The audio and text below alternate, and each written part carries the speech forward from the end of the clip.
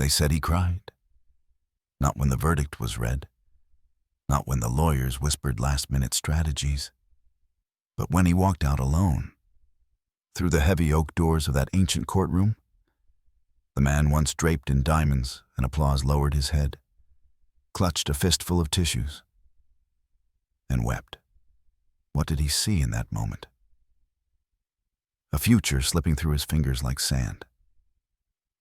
A woman's voice echoing, unbroken, across hours of testimony, or the memory of a night where silence screamed louder than love. The cameras caught only the back of his head, shoulders hunched like a fallen king. But inside, Jane watched from her seat, no longer trembling. For the first time, she saw not a lover, not a legend, but a man unraveling under the weight of his truth. And she remembered the first time he looked at her. That smile, that promise, that first lie. Scene 1, atmosphere, setting, mood. The courtroom was cold, not from temperature, but from the weight of anticipation. Every breath felt suspended, held hostage in the stale air thick with perfume, power, and fear. Wooden pews groaned beneath restless spectators, murmurs stifled behind trembling fingers. Morning light filtered in through the narrow windows, slicing the silence into slivers of gold that fell across Jane's lap. Her hands rested there, one clenched, one open, as if debating whether to hold on or let go across the aisle. Diddy sat flanked by 6 attorneys, his once dazzling presence now sunken, hollowed out by weeks of testimony. He no longer gestured with grandeur. His fingers fidgeted, his eyes darted. There was no music here, no entourage, just law and truth. The judge's gavel hadn't struck yet. But in Jane's mind, the verdict had already been written, not in law, but in pain. Scene 2. Introducing Jane through details and memory. Jane wore navy. Not black, too definitive. Not red, too provocative. Navy. The color of night just before it breaks. The color of restraint. She didn't speak as the court clerk called her name. She rose and walked slowly, deliberately. Each step was a reckoning. 3 years of secrets stitched into every inch of her dress. She glanced briefly at Diddy. He looked away. She remembered how his eyes used to linger in candlelight, on balconies, through the fog of dawn after nights she couldn't quite name. Back then, his gaze felt like a spotlight. Now, it felt like a noose. Her voice, when she began, was barely above a whisper. But it didn't tremble. Scene 3, interwoven present in memory. You said? He made you feel safe, the lawyer asked. Jane blinked. Safe? A word with teeth. Yes, she said. At first, then suddenly, she was no longer in the courtroom. She was in that suite the first time. The floor-to-ceiling windows, the chilled champagne, the slow jazz bleeding from hidden speakers. Her dress still zipped, her heart still innocent. He had kissed her hand, called her magic, said he could see her pain and wanted to be her peace. That night, he didn't touch her. He didn't need to. Not yet. Scene 4, emotional climax and interior monologue. I stayed because I thought love meant sacrifice. Jane whispered. The room held its breath. I thought if I endured the hard parts, he'd remember the soft parts. I thought if I gave more of myself, maybe he'd finally give something back. Her eyes flicked toward the jury. I was wrong. Inside, her mind screamed. You knew. You knew from the beginning, when he asked for silence in exchange for gifts, when he turned affection into transaction, when your no became a negotiation.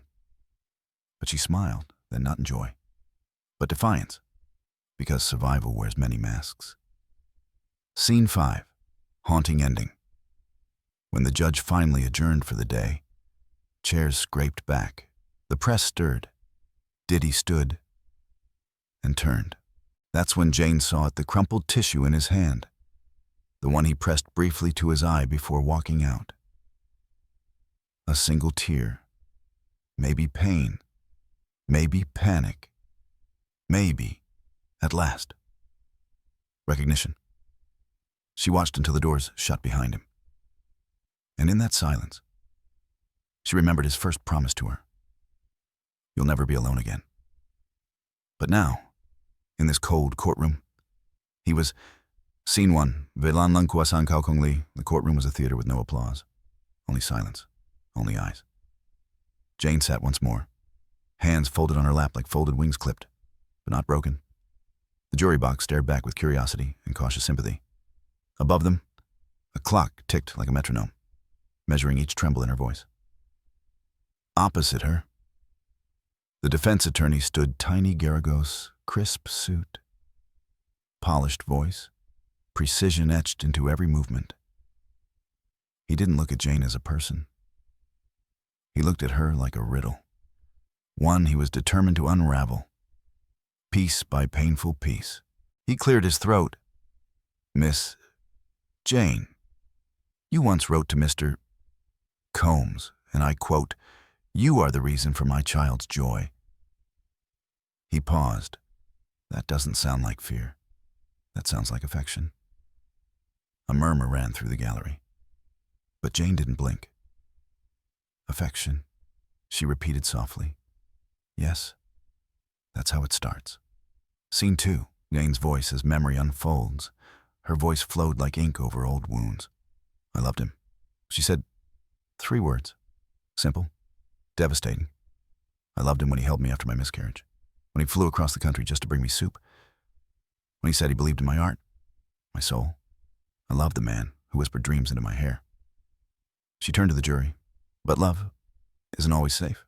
Sometimes it's a trap dressed in poetry. Scene 3, recollection. The first manipulation. It was after the second hotel night. The room smelled of vanilla candles and leather luggage. Outside, traffic howled like a forgotten city. He had just poured her a glass of wine. She was still on edge. Her dress creased from the night before. He stroked her arm, then said, I need you to trust me. This, what we're building, it's bigger than the rules. She remembered nodding, wanting to believe. I don't want just sex, he said. I want connection. I want us to explore. And she, 27, half-healed and half-hollow, whispered, Okay, scene 4. The questioning intensifies. Back in the courtroom, Garagos pressed on. So, when you texted him, push through, I wanted to please you. Were you being manipulated, or were you participating? Jane tilted her head. Does a woman who spent years confusing love with survival know the difference? He didn't answer. He didn't need to. The courtroom had. Scene 5, inner monologue. The cost of silence. You should have left the first time, he said. Prove it. The first time he offered you a gift for a night you didn't want. The first time you felt more object than woman. But back then, silence felt safer than confrontation. And the lie that it would get better, was easier to hold than the truth that it wouldn't. Scene 6. Rising tension. Garagos brought up the tapes, the texts, the laugh-filled videos. You looked happy here, he said, displaying a still from a hotel surveillance tape. Jane and Diddy, arms wrapped mid-laugh. Yes, she replied. That's the problem. The room went quiet. I looked happy because I had to be. I smiled because the alternative was unacceptable. Scene 7, closer to the edge. And yet, Garagos said, You went back? She nodded slowly. I did, because hope doesn't die easily. Because I thought love could fix broken things. Because no one taught me how to run. Scene 8, ending image. The judge called a recess. Jane stood. And this time, when she looked at Diddy, he didn't look away. For a second, their eyes locked. She saw not power, not anger, but recognition. And maybe regret. She walked out of the courtroom. heels clicking softly against the marble, echoing like a heartbeat through an empty hallway. Scene 1. Opening with emotional tone. They called them evidence. But to Jane, they were love letters, memories dressed as text messages. Words typed at midnight, when the silence was loudest and loneliness most dangerous. Messages not meant for public air, now splayed across courtroom screens like confessions from another lifetime. She read them again, this time aloud. Her voice didn't crack. I wanted diamonds, and you were the reason for my child's joy. The words felt foreign now, like something a different version of herself had written, a woman still willing to trade poetry for peace. Scene 2. Courtroom confrontation. Garagos circled like a wolf. You said you couldn't say no, but this sounds like consent.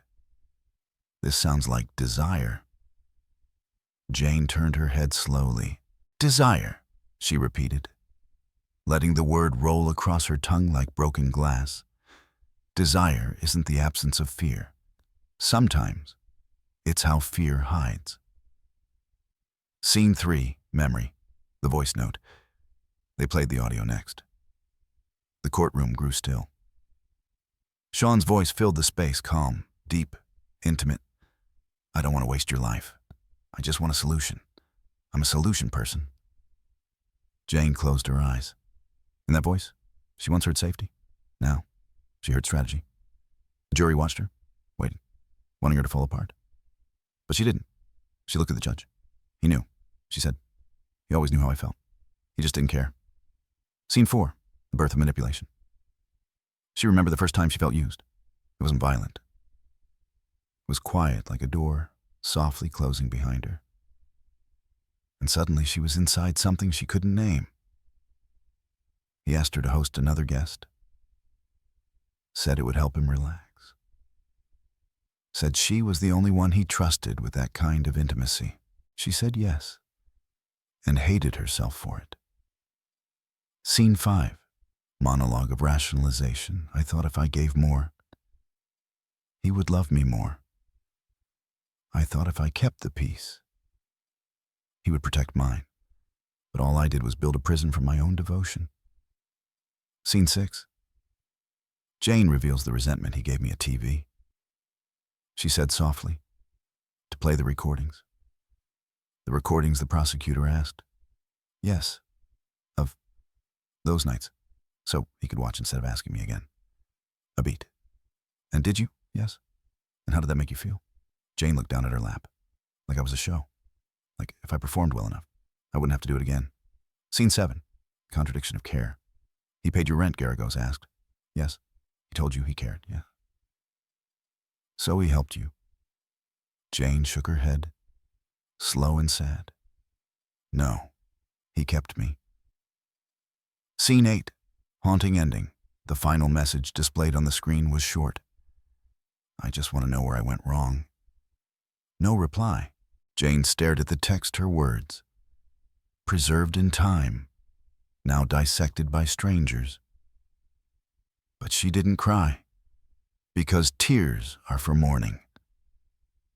And she had already buried that version of herself. Scene 1. Setting the mood. It began with music. Soft, low, lingering like temptation in velvet. Jane remembered the first night they coined the term hotel nights, a phrase so innocuous. It could have meant anything. But for her, it meant surrender. The suite was always perfect, curated to his taste. Cream linens, dim chandeliers, champagne already uncorked. Candles lined the hallway like silent witnesses. And always that low, seductive playlist. It was never about chaos. It was about control. Scene 2.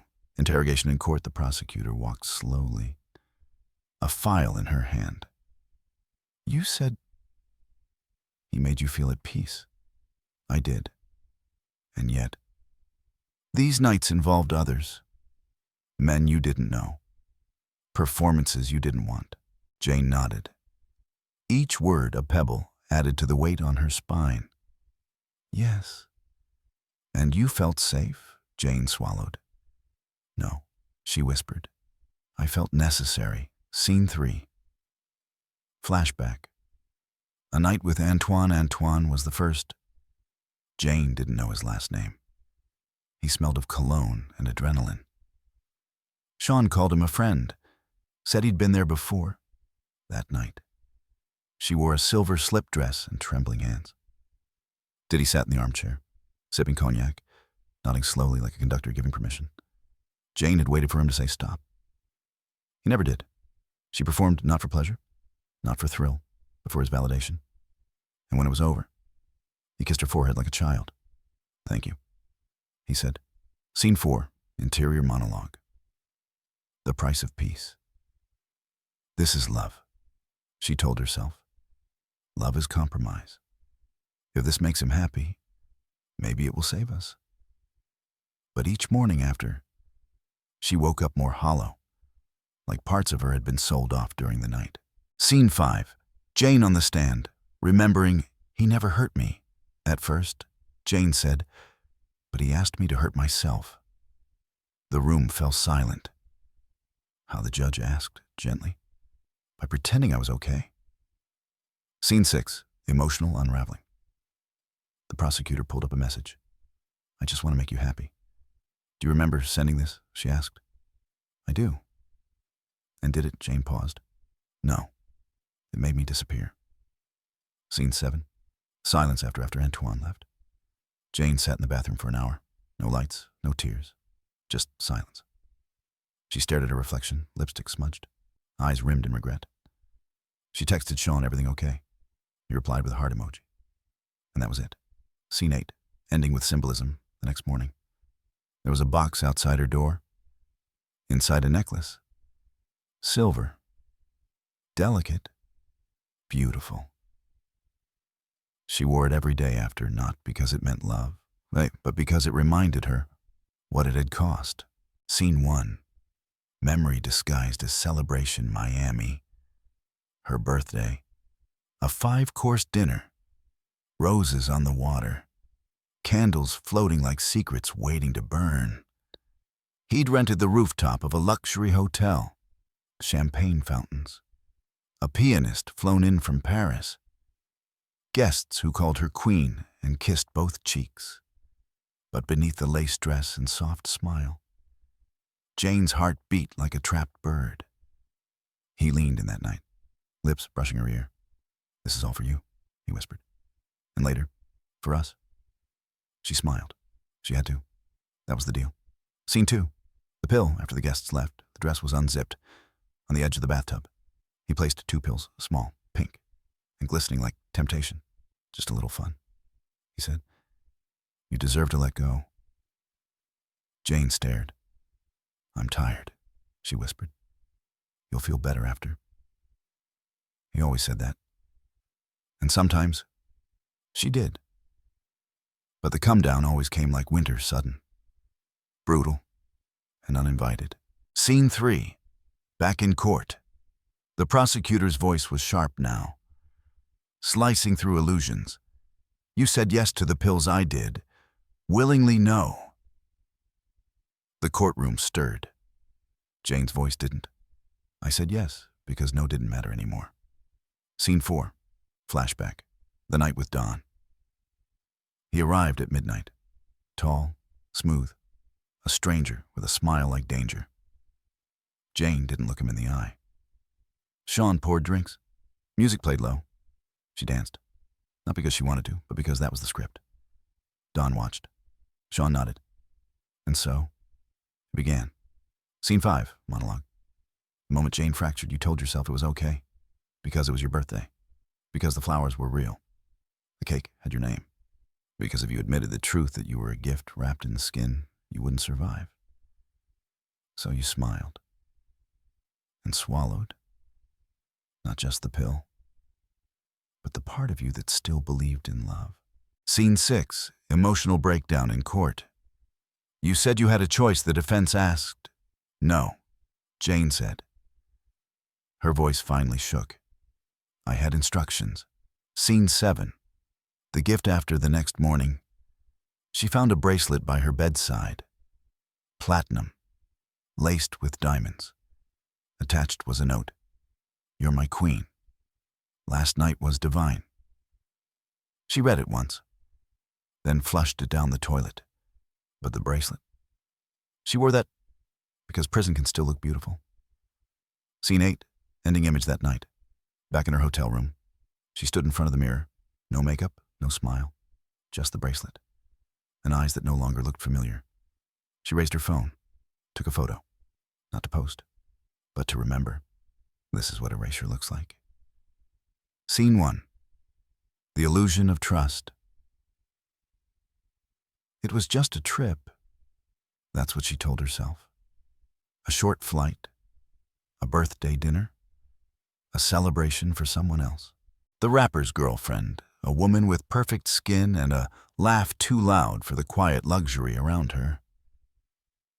Jane arrived with a friend, flew in on the rapper's jet. No hidden plan, no hidden need. Just a breath away from the suffocating orbit of Sean. But Antoine was there, and Jane's breath caught before the first toast. Scene 2, flashback. The birthday dinner, the room smelled of rose petals and money. 8 of them sat around a table, lit with floating candles and gold-rimmed plates. Laughter, music, champagne that tasted like freedom until it didn't. The entertainer Antoine smiled at Jane. She nodded back. An agreement they never spoke. Later, in the hotel room, they watched him with another woman. A scene so surreal. Jane forgot to breathe. And then the rapper leaned close. "You're beautiful," he whispered. Always wanted to. She didn't let him finish. She laughed, but inside, she broke. Scene 3.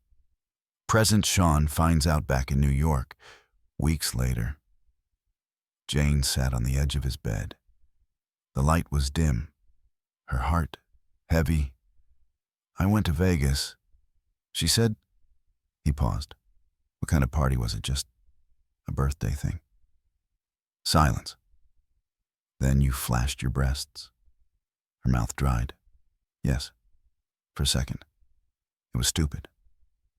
His jaw tensed. His eyes no longer brown, but steel. "You gave them Carol's number?" she asked. "I thought it was safe." "How could you go to another man's freak-off?" The words hit like fists, repeated, louder, over and over, as if screaming made it more betrayal. Scene 4, internal breakdown. He never said I belonged to him. But somehow, I always did. Even when we weren't together, I was still his possession. His creation. His performance. She tried to explain. He didn't want explanation. He wanted control. Scene 5. The pill again. He took out another tablet. Held it between 2 fingers like a judge with a sentence. "You know what to do."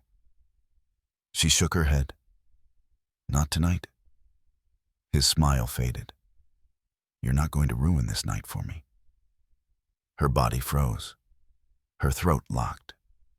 The silence said what her voice couldn't. She took the pill. Scene 6. Back in court, the prosecutor's voice was sharper now. "So, you took drugs again, I did. And why?" "Because he made it the price of forgiveness." Scene 7, flashback. After Anton left that night, after Antoine was dismissed, Jane sat on the edge of the bed, staring at the floor. Sean didn't touch her, not with love, not with anger, just silence. It was the first time their night ended with nothing. No embrace, no pretense, only judgment. "You disgust me," he said, and left her there naked, ashamed and hollow. Scene 8. Ending image in her hotel robe. Jane stepped onto the balcony. The city pulsed below her, vibrant and indifferent. She clutched the railing, looked down, not to jump, just to wonder how far she'd already fallen. Scene 1, opening with courtroom atmosphere. The courtroom was quieter today. Even the reporters seemed to hold their breath. Pens paused midair. As Jane re-entered the witness stand, she looked different. Not stronger, but steadier. There was no war left in her posture, no storm in her voice. just ashes. And truths she no longer cared to protect. The defense attorney rose. "Let's talk about gifts," he said. "Scene 2. Jane explains the transaction. "Yes," she said. "He gave me gifts. An LG mobile TV, yes. Champagne, jewelry, birthday dinners. Rent, yes. And in return, Jane looked him in the eye. I gave him silence." Scene 3. Flashback. The negotiation of rent. It had begun small. "Let me help," he said. "When her lease expired, you deserve more." At first, she resisted. Then came the long pauses in his messages. The passive sighs, the withdrawn affections. She agreed. It wasn't until later that she realized the rent came with a cost, not in dollars, but in compliance. Every month, her survival was itemized and invoiced in flesh. Scene 4. Internal monologue. "The value of comfort. He made me feel chosen. Then reminded me it was conditional. Every comfort he gave was a rope, and I tied the knots myself." Scene 5. Present questioning. "You stayed?" Girago said. "I had a child." Jane replied. "You accepted money." "I accepted protection." "You could have said no." "I could have," she said. "But then I would have had nothing." Scene 6. Flashback. After the no one night, she refused. No pills, no guests, no performance. His smile was thin. "You know I pay your rent, right?" She didn't reply.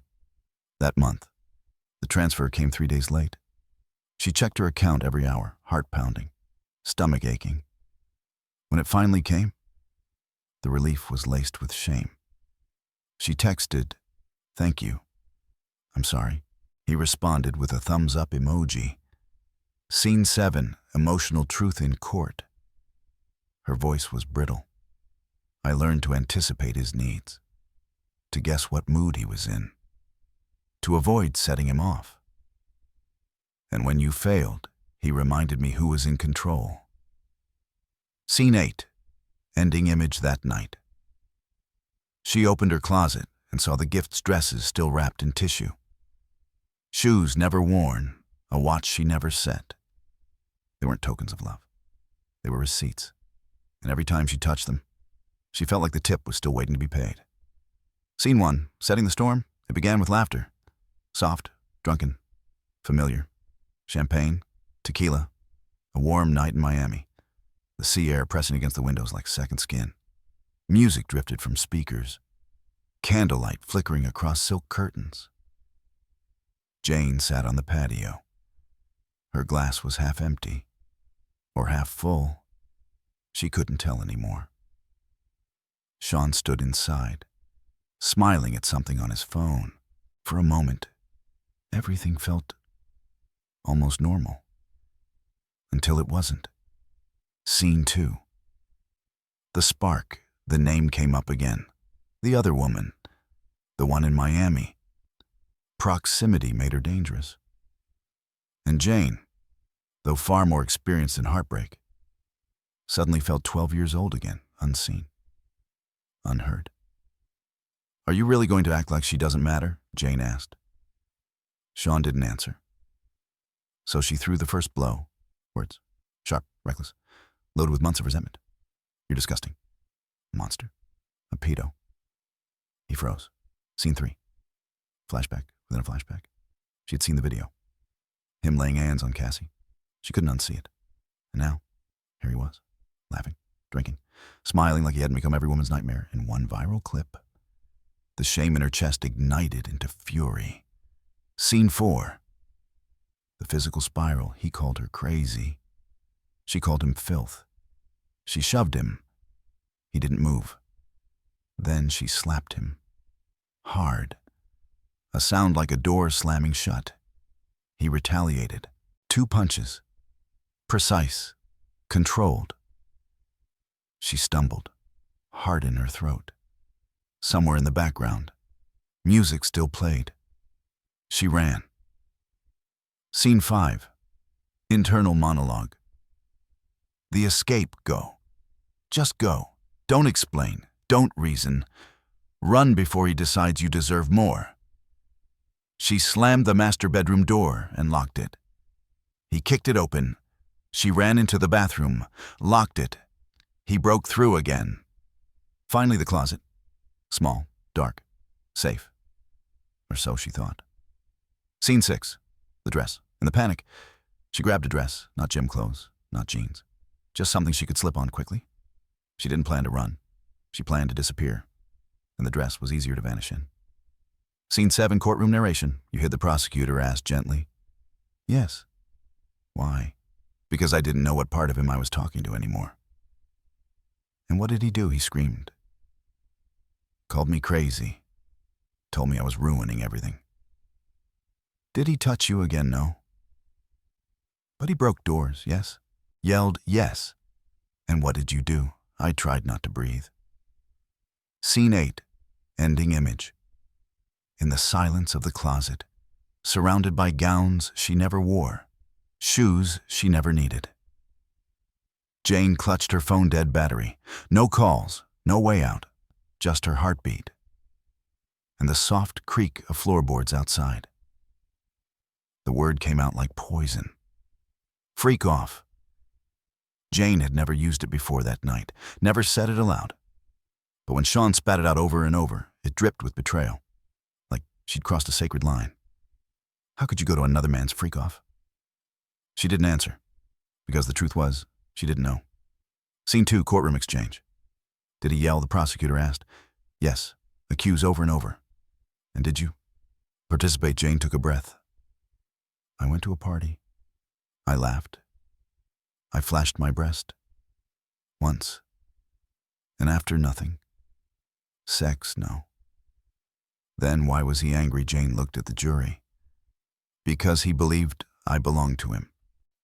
Scene 3. Flashback. The confrontation that night. After the shouting. He took a pill from his pocket. Pressed it against her lips. You want forgiveness, he hissed. She shook her head. I didn't do anything. His fingers clenched. Then prove it. Scene 4. Interior monologue. The weight of guilt. It didn't matter if I said no, because every yes before had trained him to expect surrender. And every gift I accepted was another silent contract. You owe me. Scene 5. The entertainer again. Anton arrived hours later. Sean watched. She obeyed. But something inside her, the last untouched place, died. She didn't cry. She didn't speak. She performed like she'd learned to row. And afterward, for the first time, Sean didn't touch her. Scene 6. Courtroom silence. Was it consensual? The prosecutor asked. Jane hesitated. It wasn't forced, but it wasn't free. What do you mean I wasn't raped? She paused. But I wasn't there either. I was watching myself from far away. Scene 7. The worst part, did he comfort you afterward? No. What did he say? Jane blinked. He said, I can't believe you went to another rapper's freak-off. And how did that make you feel? Like I'd betrayed him? Even though I was the one betrayed. Scene 8. Ending image later that night. Jane stood in front of the bathroom mirror. She touched her lips dry, trembling. On the counter, a bottle of perfume. She sprayed it once into the air and whispered, maybe if I smell like something else, I'll forget what I am. Scene 1, beginning with contrast. The room was candlelit again, always candles, as if wax and flame could disguise what was happening in the dark. Jane sat on the bed, knees drawn up, her body already numb. She could hear the ice clinking in his glass, the soft shuffle of his slippers. He moved like a ghost, familiar but weightless. You're not going to ruin this night, he said. He handed her a pill. Pink, oval, like the last one, like all the others. She stared at it. Scene 2, flashback, the cycle of silence. There were times she said no, not loudly, not violently, just enough to make a sound. Each time, the cost was different, a cold shoulder, a withheld payment, a door that wouldn't open. So she learned to nod, to swallow, not just the pills, but the self-respect she used to wear like skin. Scene 3. In court, you took ecstasy again, the defense lawyer asked. Jane didn't flinch. Yes. Voluntarily, no. Did he force it into your mouth? No. Then explain. She turned to the judge. Coercion doesn't always scream. Sometimes it whispers in your bank account. Scene 4, internal monologue. Bargaining with dignity. This time will be different. This time, I won't cry after. This time, I'll make him see I'm not broken. But the more she tried to perform her worth, the less she believed it existed. Scene 5. Flashback. The night with Paul. She had taken the pill, felt the music in her teeth, the air on her skin. She called Paul, said she missed him. He arrived in 2 days. They laughed, danced, touched. For a moment she forgot who she was supposed to be. But when the ecstasy wore off, so did the illusion. Scene 6, cross-examination, and you said you missed Paul. I did. Because of the drug? No. Because he saw me. I missed her. Combs, he used me. Scene 7, the contract of regret. That night, she wrote in her notes app, I just wanted to make you happy, but it's created a war inside me. 3 years of strangers in hotel rooms. I'm tired. I'm not a star. I'm not an animal. I need a break. She never sent it, because honesty had never been part of their agreement. Scene 8, ending image, when the night ended. She walked out onto the balcony. Again, same view, same ocean, same ache. She opened her hand. The pill's still there. She hadn't taken it. Not tonight. Not again. And for the first time, in a very long time, she let herself feel the regret. Not because she'd said yes, but because she hadn't said no sooner. Scene 1. A morning like any other. It was June 1st. Sunlight slipped through the blinds in quiet stripes. The scent of salt and city asphalt hung in the air like a half-forgotten song. Jane was in bed, eyes half open, limbs heavy from a restless night. Then it hit her. The splash, the water cold, sudden, purposeful. His voice, sharp like a crack across porcelain. Wake up. Don't start this again. She hadn't remembered it before. Now, it played like a scene on loop. Scene 2. In court, the revelation. The prosecutor leaned in. You said this was a new memory. Yes. When did you recall it? After my first testimony. Why do you think it came back now? Jane paused. Because I stopped trying to protect him.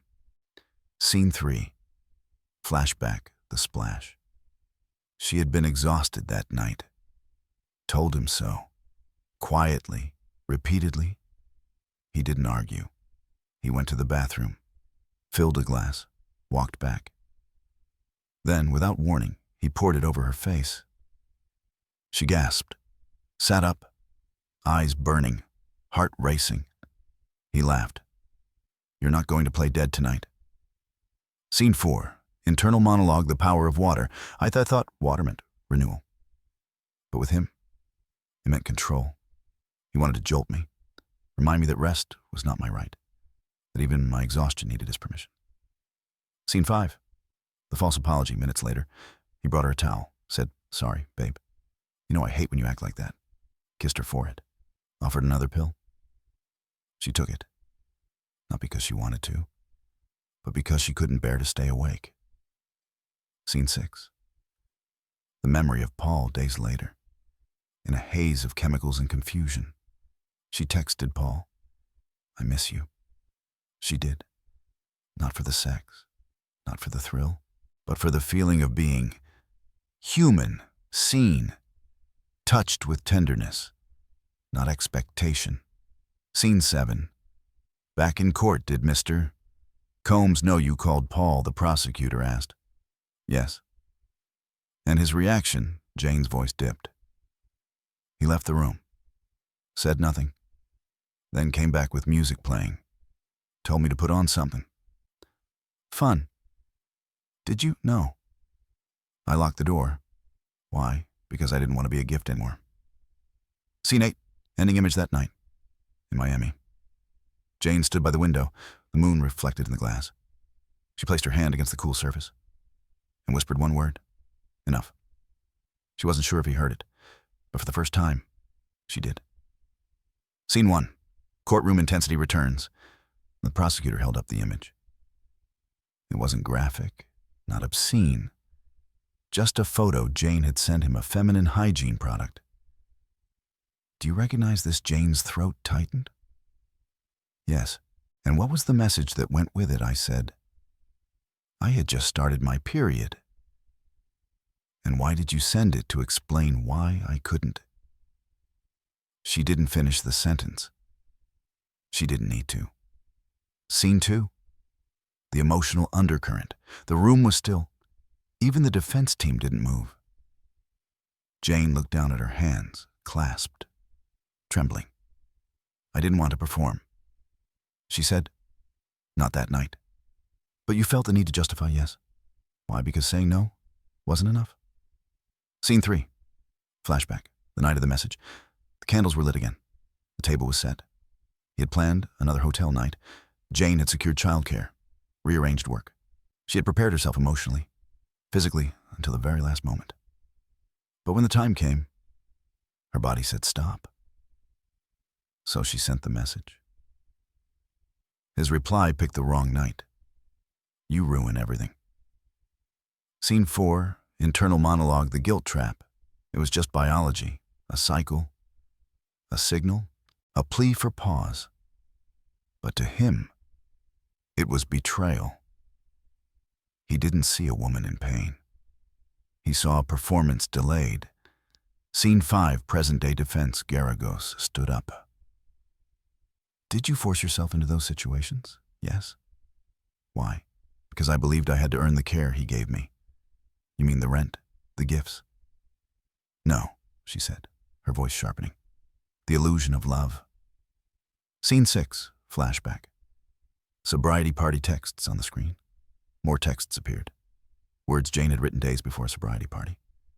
I don't want to be mistreated. I don't feel like performing loveless, cold sex. I'm not a piece of meat. I'm not an animal. I need a break. The courtroom seemed to shrink around those sentences. They weren't just texts, Jane said. They were cries. Scene 7, judge's interjection. The judge leaned forward slightly. Did you ever feel heard? Jane looked up. No, she said. I only felt used.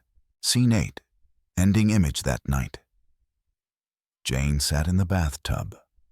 The water lukewarm. Her phone on the floor.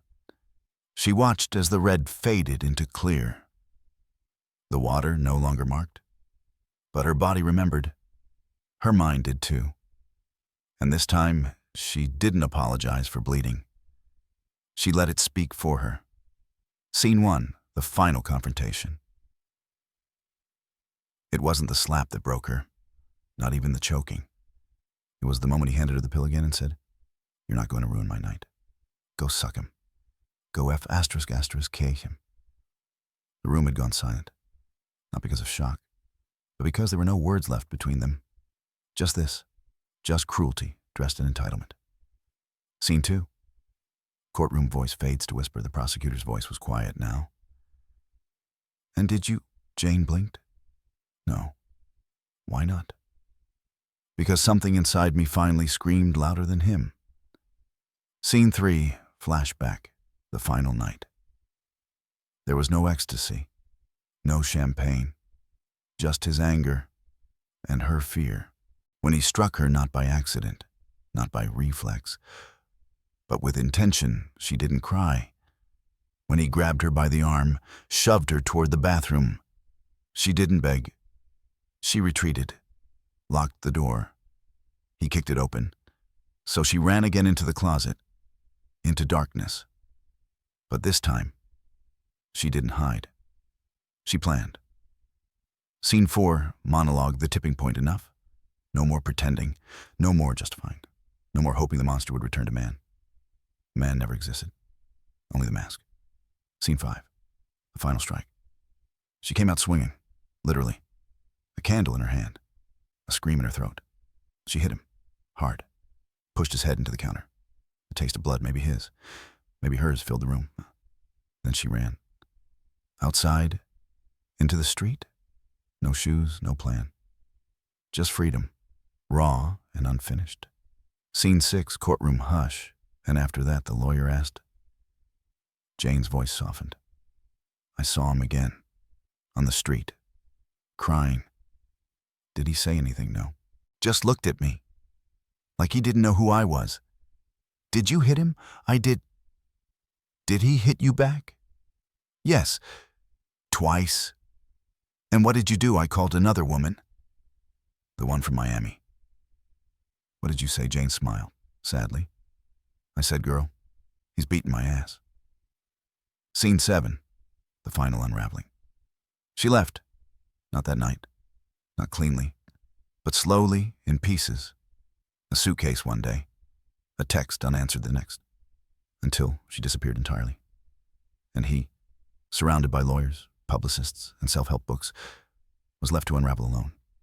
Scene 8, ending image. The last time Jane saw him, he was in court, surrounded, defended, but more alone than ever. She watched as he walked out, clutching tissues, shoulders hunched, not a monster anymore, just a man, defeated.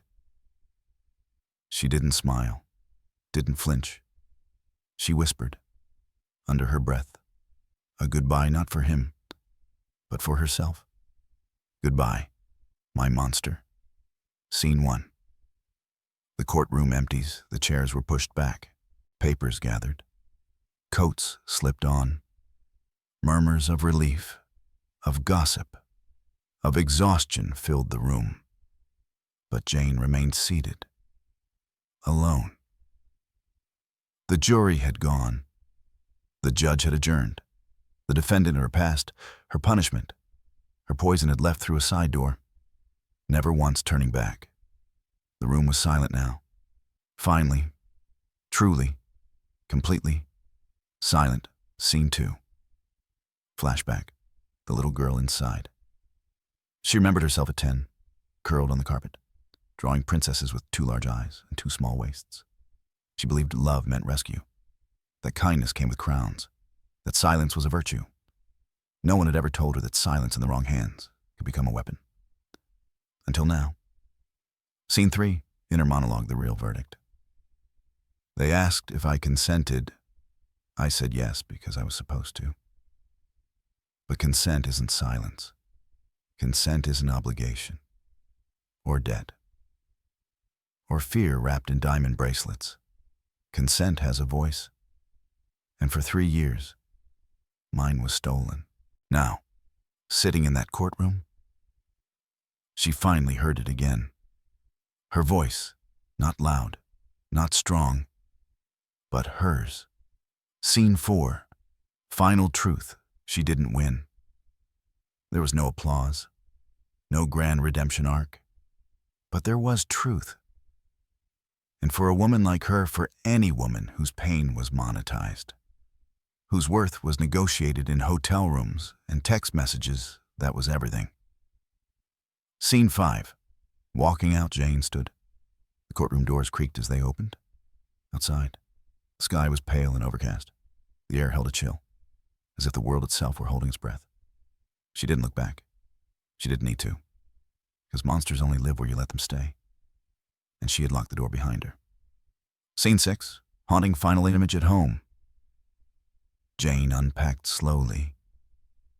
She reached the bottom of her suitcase and found it the silver bracelet, still gleaming, still delicate.